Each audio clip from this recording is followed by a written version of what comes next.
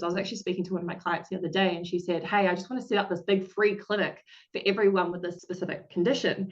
And I said, that's amazing. So what's our plan to do that? Even Mother Teresa had to raise funds to fund her big goals. Welcome to How to Build a Profitable Nutrition Business. If you love nutrition and you love helping people and you want to be in the game long enough to keep doing that, then this is the podcast for you. Let's get into it. In today's episode of How to Build a Profitable Nutrition Business, we've got the amazing Rebekah Jones. I've come across Rebekah's content online and I think she's revolutionizing the way we do business. Rebekah is an accredited practicing dietitian, holds a master in nutrition and dietetics from New Zealand. She has extensive experience across Australia and New Zealand, and she founded the premium private practice method and now dedicates her time to being a business coach, revolutionizing the health industry and empowering practitioners through digital innovation and advocating for sustainable practice models. I won't go into it too much, but Rebekah came from a private practice background, seeing a high volume of clients just to make ends meet. There was a lot of unpaid work, GP letters, admins, emails, and it was burning her out. She repackaged her services into high-ticket offers and went from near burnout to 6 figures online without the stress, but providing a quality service for her clients. This is certainly an episode that I think every nutrition professional should listen to. Let's get into it. So welcome back to How to Build a Profitable Nutrition Business. And today we are really fortunate to have dietitian Rebekah Jones on the podcast. Now, Rebekah and I have had conversations probably over the last 6 to 12 months, and there's certainly a lot of common interests and overlap, and I won't spoil it too much, but I'm really excited to have Rebekah on because I think what she brings to the industry is long overdue and adds so much value to our profession. So Rebekah is a dietitian from New Zealand. She was in the hospital system, went into the private practice space, but now has moved over into coaching. And so I won't reveal too much more than that. I'll hand over to you, Rebekah, if you can give us a little bit of a background on how you got to where we are today. Yeah, absolutely, Chris. It's so good to be here. And like I said, we're both practitioners trying to help other practitioners. So we've had plenty of stuff to bond over and coming up in the clinical setting ourselves. So it's been really good talking to you.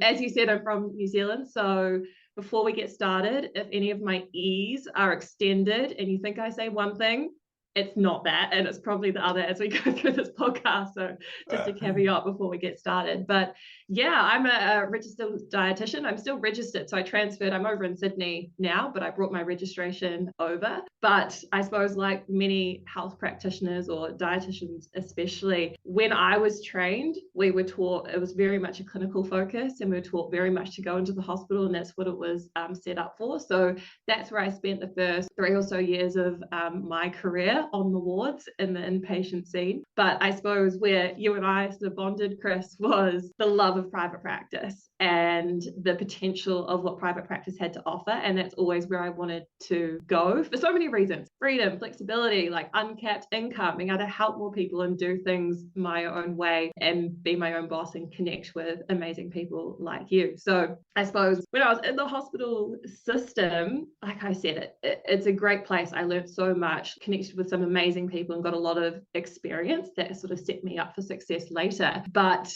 I knew I wanted to be in private practice. So I started seeing private practice clients on the side, after hours, on the weekends, to try and wean off the hospital setting. And I'd managed to wean off to 4 days a week. So I had a full day to work on my private practice, which was fantastic, but very quickly. And I don't know if anyone else listening to this has sort of tried to wean off. They did the math and thought, okay, how many hourly rate patients or clients do I have to see in order to get me to an income where I can actually confidently, things we've got to pay for in the world, wean off these hospital hours and really grow this business into really what I wanted to dream it to be, I suppose. And when I did the maths, it was crazy. I would have to see so many patients and clients. I would have to be working on the weekends. I'd have to be working after hours.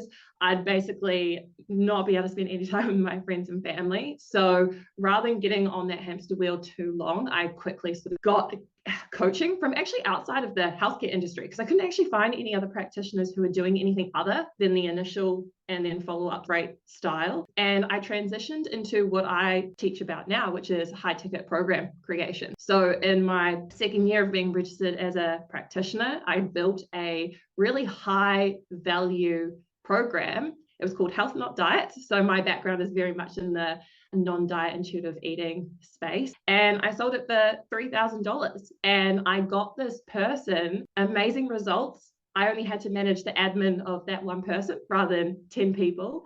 And it was fantastic. And then I thought, oh my gosh, I only have to sell like 1 or 2 or 3 a month. And that's what propelled me to be able to wean off the hospital setting in like rapid time. And it was going really, really well. And just, I suppose, naturally, I just started talking to my colleagues and my peers, other practitioners, and they were just asking like, how did you do this? Because I think, like Chris, we've spoken about this quite a lot, but so many practitioners get paid for that 1 hour, but they do 4 hours of admin and work around it that they don't get paid for. So just this other way of working was really amazing. And that's how I transitioned to helping other people as well. And Sydney. Well, I love that story. I love how you got there. I mean, you described how when you were doing the numbers about how you worked out that you were going to have to be working weekends after hours and seeing so many people. You basically just described the first few years of my private practice. It was just hard work and almost like a learner.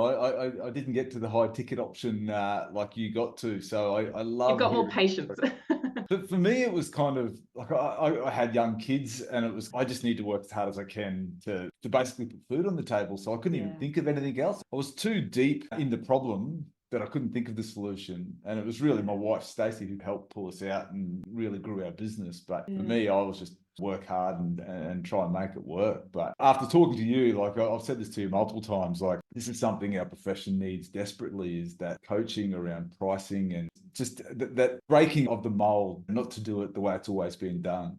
And so that's why I follow you on Instagram and on LinkedIn. Any of your posts, I just really immerse myself in because I just love it. It's great. Who was your business coach? Was it someone is that where the high ticket idea come from? Like someone outside the industry? Absolutely. And I think what you just described is a lot of practitioners weren't doing anything different because we are just stuck in the way we're taught. Is a very traditional setting. So it's hard to think outside the box. So I've had multiple coaches now, and I think it's the fastest path to get to where you want to go. I definitely couldn't have done it by myself, but those first coaches who really laid the path and really opened my eyes to, oh my gosh, of course there's other ways of working, were actually from outside of the healthcare industry.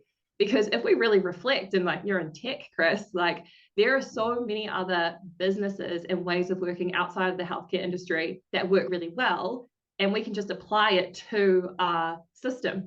So that's what I'm really passionate about, is aligning the two, because at the end of the day, we do have regulations, we do have guidelines and things that we have to stick to as healthcare professionals. So really trying to marry the two. But I think you can take influence from anywhere outside of the healthcare industry, but apply it to these experts who actually can help people, who actually know what they're talking, they've got credentials, and can really drive humanity forward at the end of the day. We're in a group called Business Blueprint, or my wife is actually the member. We've been in it for 8 or 9 years now, I believe. And so we get away, it's meant to be 4 times a year, but one of us will typically stay. But I love getting away because it's people from all different industries, and there's world-class speakers, and a lot of it is not relevant to my business. Even when we had the dietetic practice, it wasn't relevant, but it still gets you thinking outside the box, and it gets you thinking about your business in a way that you would never think about it while you were at work. And so that's why these business mentors and groups I find so valuable. And I come from a working class background where this was so foreign to me, whereas my wife brought me into it. And it's just something that I just, wholeheartedly advocate because of the way it changed my thinking about it. So I certainly understand what you mean by the influence of other businesses and how it can positively influence dietetics, for sure. Yeah, absolutely. And once you open your eyes, I think it makes sense. Like if you're surrounded by your peers who are working in a certain way and they're doing initial consults and follow-ups, or they are on the grind, they are doing hourly rates, they are all this sort of thing. It's just what you're brought up to believe is the only way. So really extending your reach is super powerful. I couldn't agree more. Now, we could talk about a million things, Rebekah, but there is something specific I would love to talk to you about because of that high ticket item service that you discuss, and it's pricing. Mm. And I reached out to you in particular, and I'll probably, if you're open to it, get you back onto this podcast to discuss a million things. But the first thing I wanted to talk about was pricing, because this is something that I struggled with when we had our business. So I spoke about this in some of our earlier podcasts with my wife. She was always wanting to increase our prices. But for me, I am a health professional. Like, that idea of charging someone more for something that I'm trying to help them with was really conflicting for me. And it wasn't until eventually, my wife had said this multiple times, but it was like, you can't survive. If you can't survive as a business, you can't have that impact that you want to have anyway. And so when we would increase our prices, I would literally not sleep for the night. I'm thinking, oh, what's this going to do to our business? And not once did anyone in any time we increase our price ever mention it. They never even noticed that we'd put our price up $5 or $10 or whatever it was. And like our business, we might have been seeing 300 people a week across the business. And that's like $1,500, $2,000 a week extra just by that little increase in price. And not one single client ever mentioned it, which on reflection, I look back and go, God, what an idiot. I waited too long. So to have you come on and talk about this with your high ticket item is going to be massive. I can't wait to hear what you say. Yeah, oh, it's fantastic. And I think you're not alone. I've been through that process too. And I think there's a culture built up that you can't really help people and be a good person, be a good health practitioner and charge a lot, but you can do both. There's space for both at the same time. So I totally get it. And it sounds like exactly like your story. Talking about price, if you are listening to this and you're thinking, oh my gosh, this is so scary, I don't know where to start, I feel like a bad person, we get it, right? And we're all in the same boat. But I suppose where that comes from is, for myself, working from the hospital background, it makes sense, because not only did we not have to set prices, we didn't have to talk about money at all. Patients came to see us, we helped them, it was all a good world, and then we got paid our salary and we could just leave it alone. And then even if you worked for a private practice for someone else,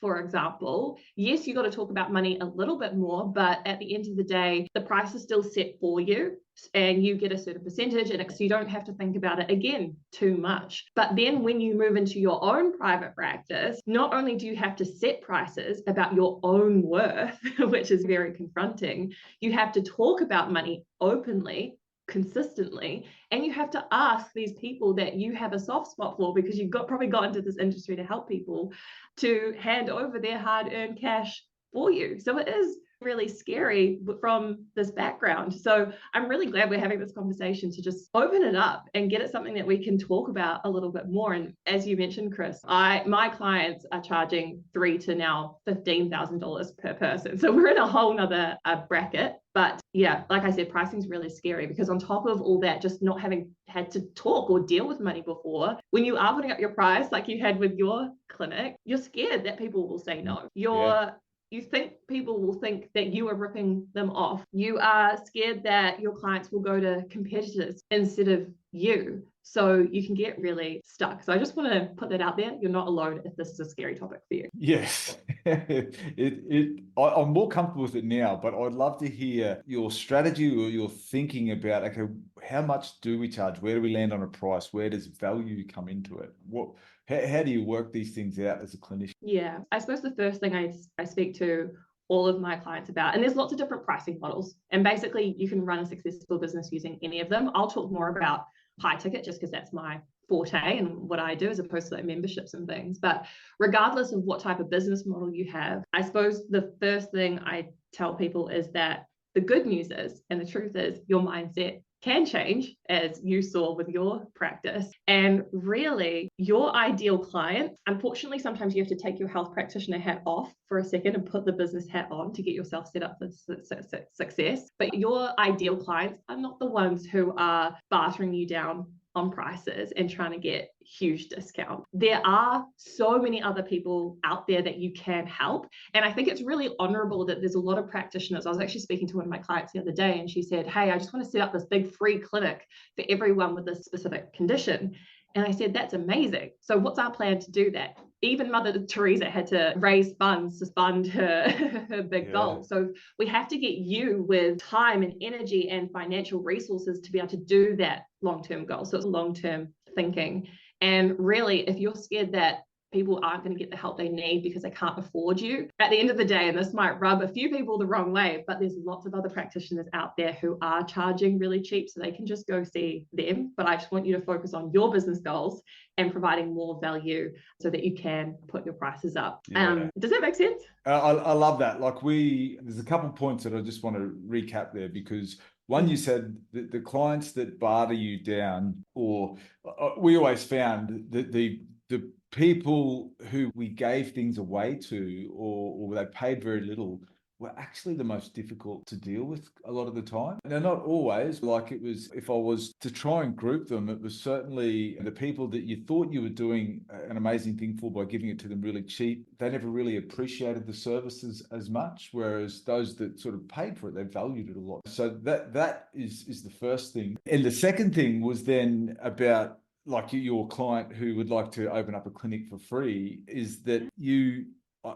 Stacey said to me, you can't provide the service that you're seeing because we would see bulk bills initially. So just, lots and lots and lots of people at low cost. They didn't pay, the government paid. And that was actually a really poor service I delivered. Because I had to see so many, I couldn't deliver a good service. So I needed to charge more to actually give myself the breathing space and the financial means to actually provide a good service. And so your client that was then going to build enough financial security where she could then do more benevolent work and help people and offer free clinic just really strikes a chord with me. So I love hearing that. Thank you. Absolutely. And at the end of the day, if you don't have enough revenue and profit and you go out of business or you burn out because you're working crazy hours, in the next 10 years, no one's going to get helped. So we actually need to put your oxygen mask on first in order to help more people long term. And as health practitioners, we tend to focus on other people and helping them. But actually, in order to help them, we have to help ourselves first. And this is where kind of the business hat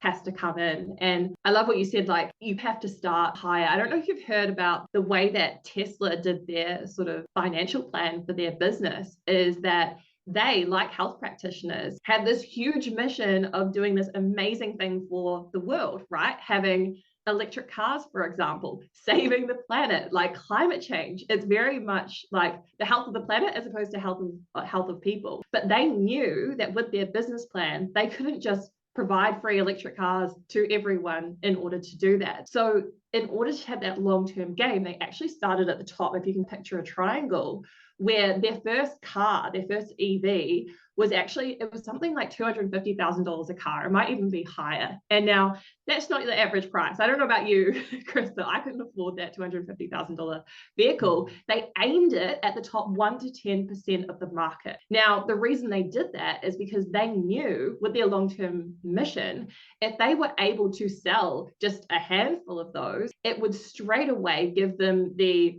cash injection, the time, energy, and resources in order to bring on new team members, have time to actually develop that car, make it better, make it cheaper, and then create a cheaper version for the rest of the market and work their way down like that. So that's exactly what I was saying with this other clinician. If she wants to do something free, first we need to get her in a great position where she does have her oxygen mask on first, so she can provide these free services and not be worrying about her own bills and her own health. Yes, yeah, I love that. I heard the Tesla story, and it's worked, hasn't it? Like the successful model.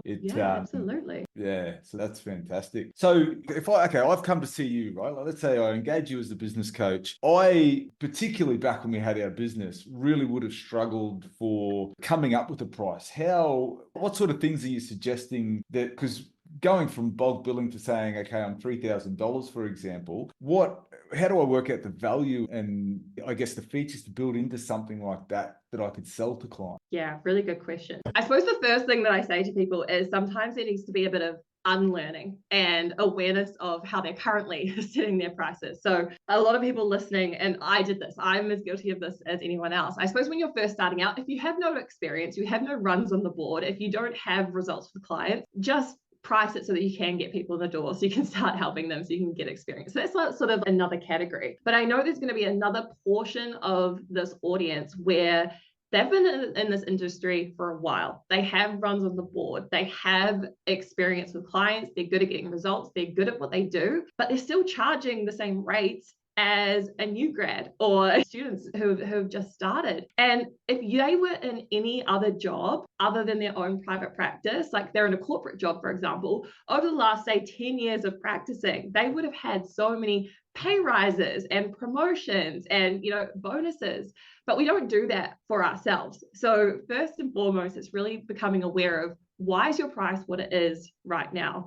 And a lot of practitioners start with, they look at other practitioners. So we look at the market. So if you're in PCOS, for example, you might look at other PCOS dietitians, nutritionists, naturopaths, whatever modality that you're in. Then we say, cool, how many years experience do I have? We tend to take the average of the rest of the market. And then depending on our experience, go slightly lower for a new grad, 120, 150. I've seen 80, even with dietitians who have master's degrees. Or we go slightly to the top, which is like $250 an hour for those experienced clinicians. So then they basically try to compete by lowering their price or giving more free stuff or more free time from themselves. And it just leaves them in a sort of rat race. And this is it's not strategic. It's not a business plan at the end of the day. And it's super exhausting and actually can be quite bad for our industry as a whole. Because if we're all racing to the bottom, we're basically telling the population, this is what we're worth. This is how much you can expect to pay a dietitian. And we're actually just setting the whole place up for success. Now, the other thing I've seen is also just choosing numbers because they sound good, 1119. And when we ask why, there's no thought process behind it too. So the first thing I get people to do is say, why have you picked the price that you have? Yeah, okay. And I can go, I'll continue on because I suppose the thing is like, within that $120 to $250 per hour, I suppose the big thing here is that for an hourly rate session, and this is where my work comes in, there's only a certain price point that you can charge per hour in the market. But at the same time, there's a reason for that because there's only so much value that you can provide in an hourly consult. In order to increase your price, my practitioners who are charging 4 and 5 figures, it's not because we're just taking their current service and slapping a higher price tag on it. It's because first we actually increase the value of the service they're providing, and then naturally a higher price tag falls off the back of that rather the other way around. So there's sort of two parts about this. And number one is your value is not about how much time people spend with you. It's about the result. It's about the value that you provide. It's about how you actually help them. And then part two is really about, it's not just about the stuff either. It's actually, again, about the result and the value. So because you spend more time with them or because you have more stuff, you have more videos, trainings, you have more ebooks, you have more recipes, that doesn't make it high value either. So I suppose if we skip ahead to like how you actually do raise your prices, we want to charge what A, you are actually worth, and B, what actually value you provide your audience. So we do this with two things. Number one, we need to know your numbers. So your money map. What are your goals? How much do you actually need? And then two, we can increase the value by actually restructuring the service you provide. So we can dive into both of those two buckets. Yeah. But I think so with the money map, you're talking about like your desired annual income, like what you want to be earning per year. Absolutely. I get all my clients to go through this money mapping, like knowing your numbers. There's so many practitioners who absolutely do not know their numbers. But if you got out a pen and paper right now and you said, cool, what is my current offer price? What is my actual revenue goal, either monthly or annually? How many, and this is for business owners who are parents or do work part-time, how many hours do I actually want to work per week, per month, per year? How long does it actually take to deliver the service that I'm providing? How many clients within that can you actually serve per month or per year? What are the costs of my delivery service? Because some of my clients add in a lot of testing, DEXA scans, microbiome, like genetics, supplements are included, all of these sorts of things. Like what is the cost? So therefore, what is the profit margin? And how many hours do I actually want to work in business? And we look at all those numbers and say, do these match up? Can I get to my revenue goal or profit goal per month or per year with my current lifestyle, with the number of clients, and will it actually get them a result as well? And that's where a lot of my clients, the reason they go high ticket is because if you sell a $3,000 program, say you want that mysterious 10K months that everyone talks about online, right? That's 3 to 4 clients a month rather than 100 clients a month. So it will probably take you less time to deliver. You can actually improve the business. You can do it even if you're a stay-at-home mum as well, and all of these sorts of things. So knowing those numbers first and doing a bit of an audit on that, I think is really, really important. And imagine, like for me, that amount of clients per week, the quality of the service you could actually provide is phenomenal. Oh, we could talk about this all day. So I think this is one of I'm so glad you brought this up, because this is one of the biggest things that changed my mind about high ticket in the first place, because I actually spoke to a practitioner and he said that he had 12 clients per day, and we had a bit of a back and forth, but I was like, there is no way the 12th client that day is getting the same value as client number one that day, because you're probably just drained, and the admin you have to do around that. But also, this is the reason, if you're contained to an hourly session, so many conditions, and I always say, like, 10 years of binge eating can't be undone in a 1 hour consult. We're setting people up for success. But this is why we also see clinicians just throw information sheets and throw everything they can at the clients, because they're worried they won't come back. Yeah. So trying to fix them in one consult. It's crazy. And we do the follow-ups, but maybe they don't turn up. Maybe there's DNAs. We can't forecast income this way as well. So the biggest thing that changed my mind about everything was this thing called revenue for fulfillment. And I don't know if anyone listening has heard of this before, but if you've been checking out from this podcast right now, this is the thing to take away: revenue for fulfillment. Basically, how much you charge. If you say charge $1,000, that money you can do two things with. Either you can be like, great, I charged a bit more, I've got $1,000, or after tax, $1,000 after tax, say, to play with. Either I can go pay my bills, buy my kids some new shoes, all those sorts of things, which I'm all for. But B, you can actually put that money into improving the service and getting clients and patients better outcomes. So if you're only charging $180 an hour and you've only got 1 hour, you haven't got much room to provide a better service. But if you charge $10,000, let's do an activity. If I said you had to create a $100,000 service, what could you then put into it, because you've got that money to actually put back into the service? You might have other members of MDT come in, like physios, like a pelvic floor physio, a psychologist. You might get them a private chef so they don't have to prepare any of their meals. You might fly to their house and redo their cupboard for them to set them up for success. They might get the DEXA scans. They might get all the testing. All the supplements might be included. Like, the world is your oyster at this stage. There's no limits, because you've got that cash injection. So it's not just about making you more money as a practitioner. It's about getting clients better results. Does that sort of make sense? I love that. That is so beyond where I was 5 years ago. I love it. Like, yes, and those clients are out there. They exist. So it's what else you can do. And you're right. Like, you try and do a lot of those things. Obviously not chefs and whatever. You try and we've got the ends of the spectrum going on here. You try and work with other professions and try and collaborate and work together. But if you've built that into the price, that can be the norm, not the exception. So so revenue to fulfillment. What else could you do? Revenue for fulfillment. I'd be happy to share with your audience. I've actually got this big checklist, which is not exhaustive, but just examples of some of the things that my clients are putting into their programs to get them to be this valuable. Because I think this is really important to just open awareness. Like, they can have it. That's absolutely fine. But thank you. You're so welcome. There's so many practitioners sitting there who, or maybe even listening to this, thinking like, man, like, that all sounds fantastic. It'd be great if I could charge $2,000, $3,000, $10,000 per person. But I'm already having financial objections at $200 an hour. Yes. And I think they're sitting there thinking, of course, like, the more I charge, the more objections I've got. And you alluded to this before. That's not actually the case. And I think what this revenue for fulfillment idea conveys is that the service we're providing at this end is not the same. So we can't really compare the two, because that's comparing apples with oranges, if that makes sense. Of course, I wouldn't pay any more for a one-off hourly session, depending on what was in there. We can talk about VIP days and all those sorts of things later. But when you've got a better service where they're more likely to stay for long term, because you've got more consults, they've got other forms of support in there, they're going to pay more, because it's more likely to actually get them the result. Everything's done for them. So if you send them the supplements, you have their meals delivered to them, you are a phone call away rather than them having to wait for the next consult, for example, they're more likely to get results if they buy into it.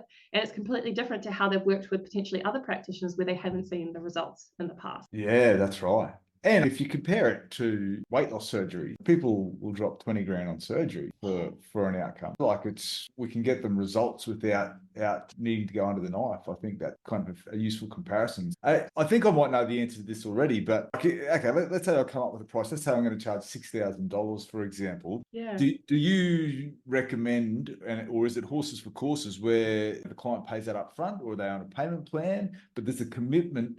I guess my point is there a commitment that there's no backing out of that? And that's not to be like a harsh business person, but it's that commitment that you want them, the results are there for them at the end of the program. You know what I mean? It's not that, look, try it for a month. If you don't like it, pull out, because then you're doing a disservice for what you're offering. Yeah, I think with this, like, there's a lot of nuances in terms of what the program looks like. With my practitioners, I focus on, let's create the best service and then decide the price tag, rather than being like, I'm going to create a $6,000 program and then decide what goes into it. So we create the dream service first. I think that's the intentionality around that is much more aligned with us as clinicians. It's much more ethical. So definitely starting with that, and then we can set the price from that. And every clinician is going to be different. But to answer your question in terms of like paying up front versus say like a payment plan, I've seen both work, but I think both of them, and sometimes a payment plan when you get into higher prices, they both help the client invest in themselves, because those who pay attention, you know, how many of you have $10 resources sitting in your inbox that you haven't even opened because it was low ticket? Yeah. So actually charging more, if you're going to pay me $10,000 to work with me, you're probably going to show up and do the things. And a lot of our services, whether you're a physio, a psychologist, a dietitian, a nutritionist, a naturopath, Chinese medicine, we actually require the patient to do a lot of stuff. We can't do it for them. So the more we can get them bought into the service, the better. But when it comes to pay up front, the payment plans, like I said, I've seen both work. Yeah. But they both need a commitment. So this is where I put a lot of emphasis on legals as well, so like agreement. So if some people can pay up front, that's great. Much better for your business having a cash injection for revenue for fulfillment rather than dragging it out. And that's where practitioners get stuck on the hamster wheel, because they're getting $150 per consult and they've only got that much to play with at any one time. But where payment plans can come in handy is when you get to higher prices. If you think about other things in our world, like a mortgage, for example, we don't typically sit there and go, can I give $1 million up front right now? We think about how much can I afford per month. So that's how a lot of people think about these plans as well. But I get it in writing about the payment plan. And then there will be buyout clauses. There will be refunds, like stuff happens in life. As long as you've got them written down in an agreement so that it's not this emotional thing and you can just say, this is what we agreed to, then I think that's a safe place to do. So legals are super important the more you charge as well. Yeah, okay, yeah. Oh, great. That's answered my question perfectly. Look, we could talk forever, but I just want to quickly summarize a couple key points there for what I've taken away from today is, one, don't flog yourself with smarter ways to do it and break that mold and that mindset and look at what else is out there. And by all means, reach out to Rebekah. People can follow you on Instagram. We'll share in the show notes your Instagram, your LinkedIn, email, your website is now live, I believe. Hopefully by the time you listen to this, it will be there. If not, message me. New website going up now. So we'll put all those in there, but it would be certainly, don't follow down that traditional path of time for money. There's smarter ways we can do it.